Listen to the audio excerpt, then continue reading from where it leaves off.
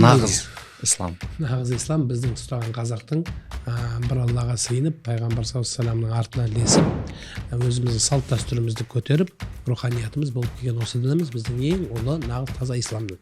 Ханафи мазхабының аясында, құлшылықта, сенімде матурidi мазхабының негізінде келген дініміз исламның нақ жолы болып табылады.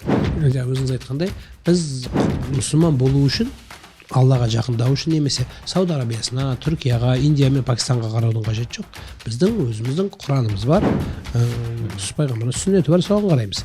Сіз керек десеңіз, Сауд Арабия бүйтіп жатыр, Сауд Арабия бүйтіп жатыр. Қазір бізге де көрсетіледі, неше түрлі видеолар, арабтардың жаңағы ішкенін, басқа нәрсе жасағанын көрсетті. Ол арабтар бізге үлгі емес. Керек десе арабтар бізден үйренеді. Бізден үйреніп жатқандары да баршылық. Онда тұрған не бар?